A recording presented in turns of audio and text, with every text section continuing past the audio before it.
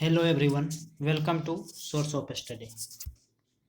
यह साइंस का test number 4 है।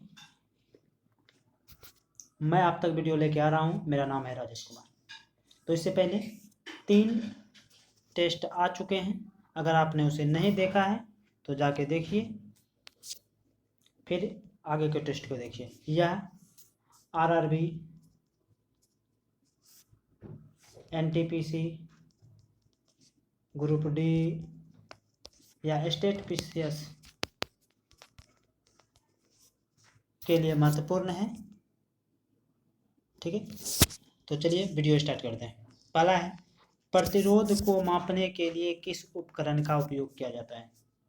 Option number A potentiometer, option number B voltmeter, option number C galvanometer, option number D ohmmeter. इसका क्या answer होगा? ए, B, सी या D? इसका आंसर हो जाएगा ओम मीटर, ऑप्शन नंबर डी। ओम मीटर का उपयोग जो है सर्किट में विद्युत प्रतिरोध को मापने के लिए किया जाता है। ठीक है, और पोटेंशियोमीटर की अगर बात करें हम, तो इसका उपयोग संभावित अंतर को मापने के लिए किया जाएगा। और अगर वोल्ट मीटर का बात करें तो वोल्ट मीटर सर्किट में वोल्टेज को मापने के लिए किया जाता है। वोल्टेज को मापने के लिए किया जाता है। और गैल्वेनोमीटर की अगर बात करें तो यह सर्किट में विद्युत धाराओं का पता लगाने के लिए किया जाता है। ठीक है, तो अगला चलते हैं। अगला नंबर क्वेश्चन क्या है? प्रतिबिंब के नियमों के अनुसार आपतित किरण, परावर्तित किरण और समान की स्थिति क्या है? ऑप्शन नंबर ए वे सभी अलग सतह पर गिरती है, ऑप्शन नंबर बी वे एक साथ मौजूद नहीं है, ऑप्शन नंबर सी वे सभी एक समान सतह पर गिरती हैं, ऑप्शन नंबर डी इनमें से कोई नहीं। तो क्या होगा इसका आंसर? ए, बी, सी या डी? तो इसका आंसर क्या हो जाएगा? वे सभी एक समान सतह पर गिरती है। देखो, प्रतिबिंब के नियम है, कुछ 2 नियम है। तो पहला क्या है? परावर्तन कोण और आपतन कोण के बराबर होता है। अगर मान के चलो ये प्लेन हम मान लें, तो कोई किरण आई और वह एक एंगल के साथ बनाते हुए इस ओर चला जाता है। ठीक है, ये होगा कोण आई और ये कोण हो गया आर। ठीक है, उसी तरह दूसरा नियम है आपतित किरण, परावर्तित किरण, अभिलंब। ये जो बिंदु बीच में हम डॉट डाले, यह हो गया अभिलंब। ठीक है, आपतित किरण ये हुआ आने वाला किरण और ये जाने वाला किरण, रिफ्लेक्ट किरण। आपतित किरण, परावर्तित किरण और अभिलंब सभी समान सतह पर उपलब्ध होता है। ठीक है, परावर्तन के नियम समतल सतह पर भी और घुमावदार परावर्तक सतह दोनों पर मान्य है। ठीक है, तो क्या होगा इसका आंसर? ऑप्शन नंबर सी। अगला देखो क्या है? यदि वृत्ताकार कुंडों की संख्या, कुंडी होना चाहिए, ठीक है, यहाँ गुंडों नहीं कुंडी होनी चाहिए। कुंडों की संख्या को दोगुनी की जाए तो चुंबकीय क्षेत्र में इसका क्या प्रभाव पड़ेगा? ठीक है, ऑप्शन नंबर ए आधा हो जाएगा, परिमाण दोगुना हो जाएगा, परिमाण नहीं बदलेगा और परिमाण 3 गुना हो जाएगा। क्या होगा इसका आंसर? ए, बी, सी या डी? इसका आंसर हो जाएगा परिमाण 2 गुना हो जाएगा, ऑप्शन नंबर बी। देखो इसमें क्या होता है, अगर कोई गोलाकार कुंडल है, ठीक है, उसको एन आकार में मोड़ा जाता है, तो उत्पादित क्षेत्र एन उतना ही गुना बड़ा होते जाता है।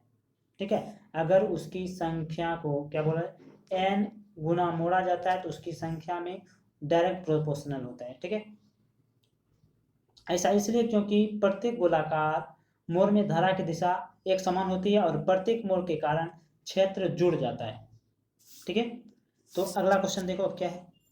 अगला क्वेश्चन है, बल्ब का फिलामेंट किसका बना होता है? ऑप्शन नंबर ए पारा, option number B zinc, option number C tungsten, option number D घरेलू बल्ब। ठीक है, तो क्या होगा इसका आंसर? ए, बी, सी या डी? तो इसका आंसर हो जाएगा सी, ऑप्शन नंबर सी। ठीक है, और क्यों होता है? क्योंकि टंगस्टन जो है का गलनांक जो है बहुत अधिक होता है। अगर उच्च वोल्टेज आ जाए तो यह तुरंत गल जाता है। इसका गलनांक बहुत अधिक होता है, यह लगभग होता है 3695 के बराबर। ठीक है, अधिक होता है केल्विन। अगला है मैग्नीशियम पैराऑक्साइड का रासायनिक सूत्र क्या है? ठीक है, मैग्नीशियम पैराऑक्साइड का रासायनिक सूत्र क्या है? Option number A Mg2O3, option number B Mg2O, option number C Mg2OH का होल 2 और ऑप्शन नंबर डी MgO। इसका आंसर क्या होगा? ए, बी, सी या डी? तो इसका आंसर हो जाएगा option number B Mg2O peroxide. यह क्या है? गंधहीन पाउडर होता है, इसमें गंधहीन पाउडर है एक प्रकार का। ठीक है, मैग्नीशियम पैराऑक्साइड।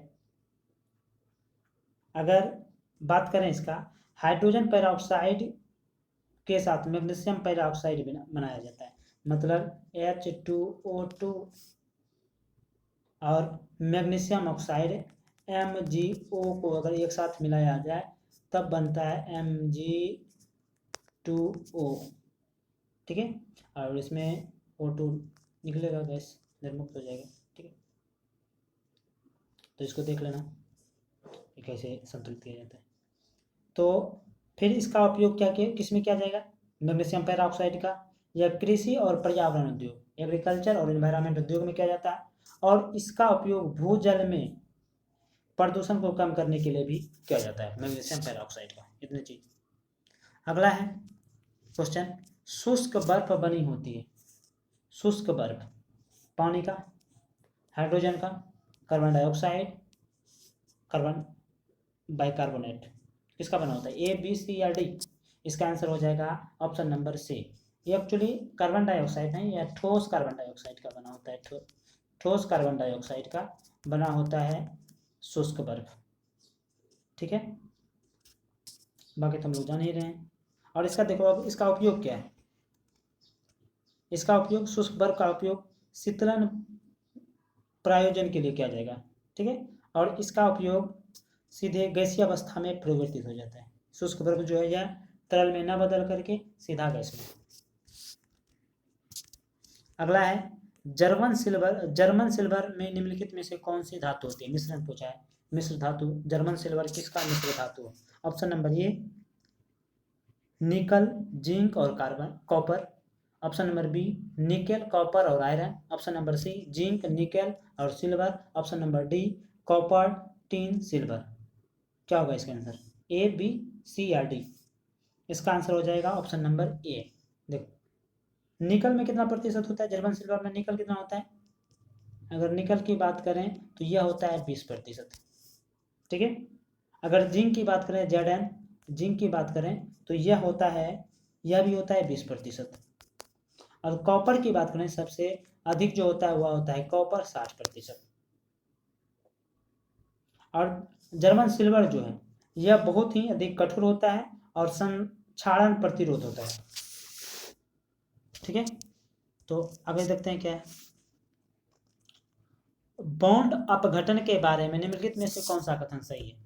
ऑप्शन नंबर ए ऊर्जा निर्मुक्त होती है, ऑप्शन नंबर बी ऊर्जा अवशोषित होती है, ऑप्शन नंबर सी न तो ऊर्जा निर्मुक्त की जाती है और न ही अवशोषित की जाती है, और ऑप्शन नंबर डी स्थिर अणुओं का निर्माण होता है। क्या होगा इसका आंसर? बॉन्ड अपघटन। देखो, बॉन्ड अपघटन के बारे में बताते हैं। तो इसका आंसर हो जाएगा option number B, option number B. ठीक है, ऑप्शन नंबर बी। तो अब देख लो बॉन्ड अपघटन क्या है। बॉन्ड का अपघटन तब होता है जब अणुओं के बीच बॉन्डों को तोड़ने के लिए ऊर्जा की आपूर्ति की जाती है या अवशोषित की जाती है। अगर बॉन्ड कोई रासायनिक मिश्रण है, उसको तोड़ा जाएगा तो उसके लिए ऊर्जा की आवश्यकता होती है। और बॉन्ड में अणुओं में कम ऊर्जा होती है। अगर कम ऊर्जा होगी कम ऊर्जा होगी तो उसको बाहर से ऊर्जा देने की जरूरत पड़ेगी, बाहर से ऊर्जा। तो इस कारण उसमें वह क्या करता है, बॉन्ड में ऊर्जा अवशोषित कर देगा। बॉन्ड अपघटन करते हैं तो उसमें ऊर्जा का अवशोषण होता है। अगला है पौधों में निम्नलिखित में से कौन प्रकाश ऊर्जा के रासायनिक ऊर्जा में परिवर्तित करता है। पौधे में प्रकाश ऊर्जा को रासायनिक ऊर्जा में कौन परिवर्तित करता है। ऑप्शन नंबर ए कोपल, option number B xylem, option number C stomata, option number D chlorophyll. तो इसका क्या आंसर होगा, ए बी सी या डी। इसका आंसर हो जाएगा ऑप्शन नंबर डी। ठीक है, क्लोरोफिल क्या करता है, यह प्रकाश ऊर्जा को रासायनिक ऊर्जा में परिवर्तित कर देता है। ठीक है, पहले बात यह होगी। दूसरी बात, प्रकाश ऊर्जा को रासायनिक ऊर्जा में परिवर्तन करने की प्रक्रिया को क्या कहा जाता है, फोटोसिंथेसिस, प्रकाश संश्लेषण, प्रकाश संश्लेषण। ठीक, और अब देखो जाइलम क्या करेगा, जाइलम का क्या काम है, जाइलम क्या करेगा, जाइलम जड़ों से, पौधे के जो जड़ होते हैं, जड़ों से तनों और पत्तियों तक पानी पहुंचाने का काम होता है। और स्टोमेटा का क्या काम है, स्टोमेटा पत्तियों के माध्यम से छोटे छोटे छिद्र होते हैं जिसके माध्यम से गैसों का आदान प्रदान करता है स्टोमेटा। ठीक है, तो अब आगे क्वेश्चन, नेक्स्ट क्वेश्चन की ओर बढ़ते हैं। अगला क्वेश्चन है, मूत्र मार्ग मानव शरीर में किस प्रणाली से संबंधित है। ऑप्शन नंबर ए तंत्रिका तंत्र, ऑप्शन नंबर बी उत्सर्जन प्रणाली, option number C digestive system, option number D श्वसन प्रणाली। ठीक है, तो क्या होगा इसका आंसर, ए बी सी या डी, क्या होगा इसका आंसर हो जाएगा ऑप्शन नंबर बी उत्सर्जन प्रणाली। चूंकि मूत्र मार्ग जो होता है शरीर के बाहर मूत्र का परिवहन और निर्वहन करता है। ठीक है, मूत्र मार्ग। ठीक, तंत्रिका तंत्र और डाइजेस्टिव सिस्टम श्वसन प्रणाली के बारे में अगले किसी वीडियो में बताऊंगा। ठीक है, अभी अगला क्वेश्चन देख लेते हैं। लिथोफाइट्स होना चाहिए। ठीक है, लिथोफाइट्स क्या है, यहाँ गलत हो गया है, लिथोफाइट्स क्या है, इसमें भरना है। ऐसे पौधे जिनमें थोड़े तरल पानी वाले वातावरण में जीवित रहने के लिए अनुकूल होता है। Option number A, option number B है नमक सहनशील पौधे जो उच्च लवणता में उगते हैं। ऑप्शन नंबर सी ऐसे पौधे जो चट्टानों पर या उनमें उगते हैं। ऑप्शन नंबर डी इनमें से कोई नहीं। क्या होगा इसका आंसर, ए बी सी या डी। इसका आंसर हो जाएगा ऑप्शन नंबर सी, ऐसे पौधे जो चट्टानों पर या उनमें उगते हैं। ठीक है, देखो जो पौधे चट्टानों पर उगते हैं, ठीक है, चट्टानों पर या उनमें उगते हैं, उनको क्या बोला जाता है, एपीपेट्रिक। याद रखना, एपीपेट्रिक, ठीक है, एपीपेट्रिक और या फिर एपीलिथिक कहा जाता है, एपीलिथिक। देखो लिखने के लिए जगह नहीं है इसलिए लिख रहे हैं, एपीलिथिक के रूप में जाता है। लिथोफाइट्स, अगर बात करें लिथोफाइट्स की, स्वयं के मृत उत्तक सहित वर्षा जल और आसपास के क्षयकारी पौधे के पोषक तत्व को निकालते हैं। ठीक है, और जेरोफाइट्स अगर बात करें, ठीक है, जेरोफाइट्स की, ऐसे पौधे होते हैं जिनके पास थोड़ा तरल पानी वाले वातावरण में जीवित रहने के अनुकूल होता है। मतलब ऑप्शन नंबर ए के लिए हो जाएगा जेरोफाइट्स।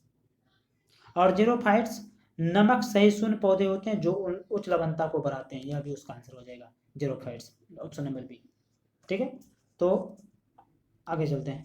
अगला क्वेश्चन क्या है, मार्फिन का उपयोग डैश के रूप में किया जाता है। ऑप्शन नंबर ए बुखार की दवा, ऑप्शन नंबर बी खांसी की दवा, ऑप्शन नंबर सी दर्द निवारक, option number D blood clotting दवा। ठीक है, किसमें किया जाता है, तो ए बी सी या डी। इसका आंसर हो जाएगा ऑप्शन नंबर सी, दर्द निवारक दवा है मॉर्फिन। ठीक है, अब देखो ये पाया कर मॉर्फिन कहाँ पाया जाता है, मॉर्फिन जो है यह कच्चे फल से प्राप्त होता है, कोई भी कच्चा फल। ठीक है, खसखस के कच्चे फल, कोई नहीं, खसखस नाम का एक कच्चा फल है। ठीक है, ठीक है, पॉपी स्ट्रॉ जिसको बोलते हैं, खसखस। ठीक है, खसखस के पौधे से, के कच्चे फल से प्राप्त होता है। खसखस एक प्रकार का एंजियोस्पर्म पौधा है, ठीक है, और जिसमें हेरोइन भी हासिल किया। हेरोइन अगर नाम सुने होंगे तो ये एक प्रकार का क्या है, नशा है हेरोइन, ठीक है। और आगे बात करें इसमें और ये क्या करता है, मॉर्फिन सीधे क्या करता है, केंद्रीय तंत्रिका तंत्र जो है हमारे शरीर का, ठीक है, तंत्रिका तंत्र उसको प्रभावित करता है मॉर्फिन, ठीक है। इतनी बात जान लीजिए। और अगला है, शायद ये समाप्त हो गया, ठीक है। Thank you so much.